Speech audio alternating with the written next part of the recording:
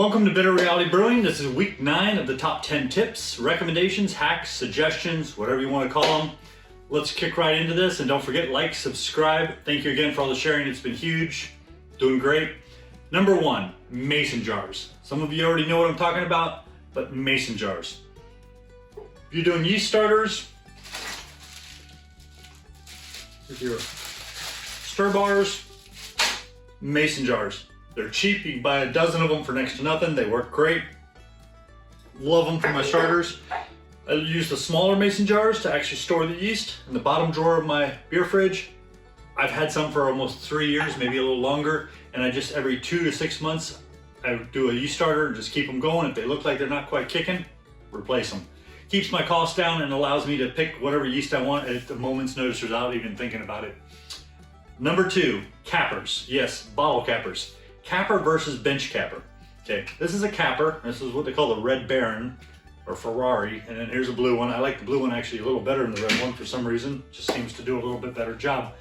But I have a little bit of a fear that when I'm capping, the glass is going to break. And if you've ever used Dogfish Head or some of the other ones where they have that very bottom tapered up, it breaks easy. It's dangerous. I don't recommend it.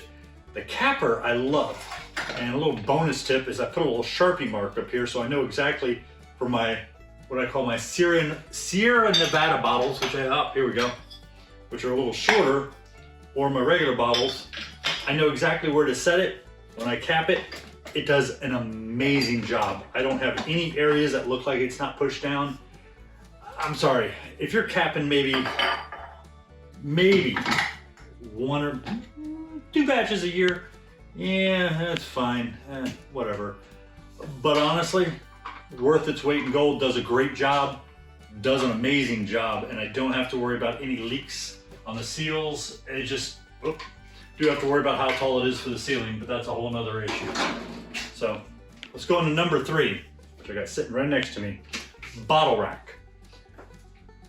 Yes, I keg, but it's hard to take a keg to a friend's family or work and share it. You can't, it just doesn't work. Bottles. If I'm drinking a bottle, I'll wash it, rinse it, and then later I'll actually sanitize it, and boom, it ends up in the bottle rack. If it's got a label, that means it still needs to be cleaned even more. When I go to bottle them, I re-clean them, bottle them, rock on. But I love this thing. My wife got this for me for Christmas quite a few holidays back, and I have not stopped using it. I have broken one of the prongs, but you can replace the little disc. So a bottle rack is huge, whether you're bottling or kegging. If you're bottling all the time, that's a no-brainer, I'm sorry. Number 4, painter's tape. And yeah, I use frog tape. I like it a little bit better than that blue stuff. Painter's tape. You can write things on it, put it on your kegs, you can write things on it, put it on your carboy if you're not using a Sharpie because maybe it's plastic. It's awesome. Sometimes your memory just sucks from the beginning of your life. Other times you get a little older and it doesn't do any better. Well, mine's kind of on both sides, so painter's tape is huge. You can put some notes on it, you can write what it is, you can write dates, time, whatever you want. You put it on there, you pull it off when you're done. Super simple, super easy. Get that back up there. Number 5, and this one's gonna be a little weird, but you gotta understand, I'm a bit of a mad scientist. I like to test, I like to try things. I used to do tons and tons of 1 gallons. If you saw the 15 crack yeast experiment, you know I have a lot of 1 gallons. I used to do tons of 1 gallons experiments. So what I used to do is I used to take a big old carboy, 6 gallons, make 6 gallons or 5 gallons of a stout or IPA water. Yeah, I took my distilled, you can take RO, and I added all my brewing salts, shook it up, and made sure I had 5 or 6 gallons worth of S is stout, I is IPA. There's other types of brewing salts or balances for different styles. You know, if you want hoppy but dark, hoppy but under a certain SRM, that's fine. But I did a bunch of stout and IPA, and I used to keep them. And anytime I was doing an experiment, I would just grab either I or S based on what I was doing, so that it was quick and easy. It's a bizarre one, but I know there's some people out there that have already mentioned that, hey, that's pretty cool. I never thought about that. It makes it convenient. You do it ahead of time. It just makes life easy. Number 6, patience. I know this is a little generic. We got 3 that are kind of generic, but I see everybody wants quick. Patience. Take your time. Yeast is probably the number 1. Everybody's like, oh, can I have this fermented by 3 days from now and bottled? Okay, Yeah, I'm sorry. If somebody told me I had to have something in a keg the day I brewed it 3 days from now, I would tell them, go buy some beer. Or you're drinking what's on my keg. It's just patience, okay? And yeast, I'm going to use that as the best example because it really is the best example. Yeast might not take off as fast as somebody else that did it.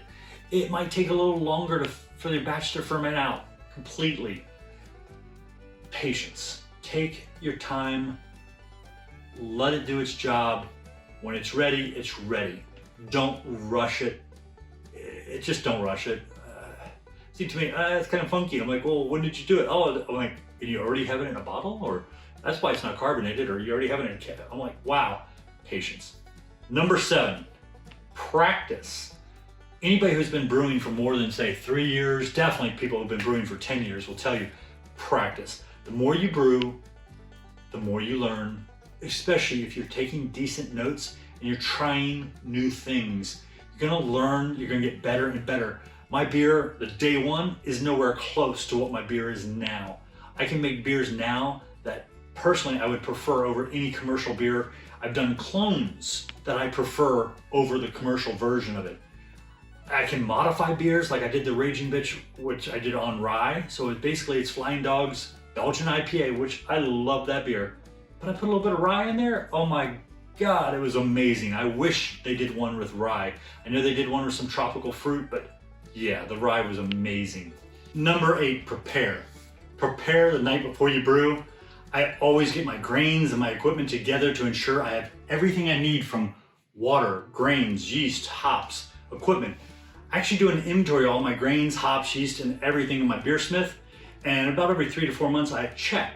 So I'm always prepared. I know that when I go to brew, if I'm looking through beersmith and I'm building a recipe, I know that the grains, I know that the hops, I know everything in there. I have somewhere over here or under here, I have it in inventory.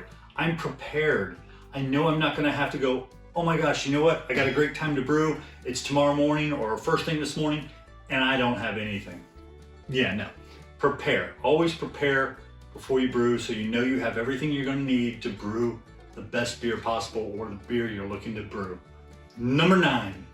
I know you're gonna look at me and go, read beer magazines, whether it's online or you're actually subscribing. I got Beer and Brewing.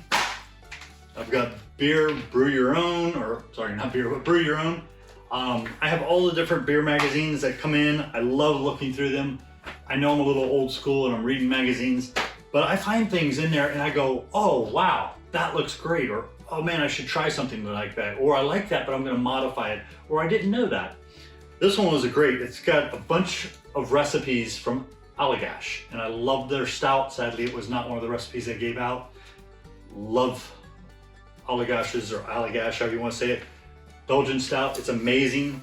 This one's got your best of brews for the year. People basically, contributed to the survey. I actually remember doing the survey. And you'll find things in there you didn't even know. You'll find trends, you'll find a beer recipe. You go, ooh, that sounds great. You learn a lot of what's going on in both the brewing industry and just overall what's going on in home brewing too, because they cover a lot of that information. I love the magazines. I am not a big fan of sitting there reading it online. I like to be able to sit, relax, and actually go through it, look and find things that interest me. So, and number 10, yes, number 10, the last one.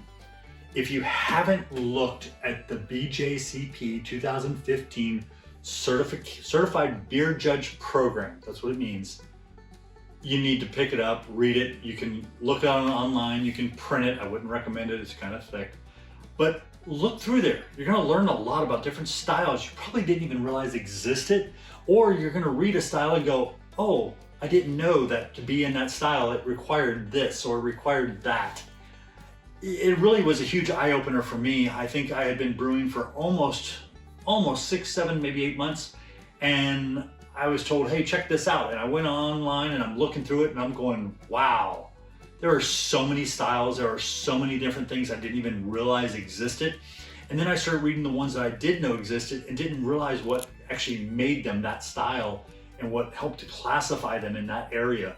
Trust me, reading the BJCP 2015 or the Certified Beer Judge Program, I'm not saying you have to go get it certified, but just read through it. And I don't mean read everything, just look through it, skim through it, find the different styles, find things that interest you.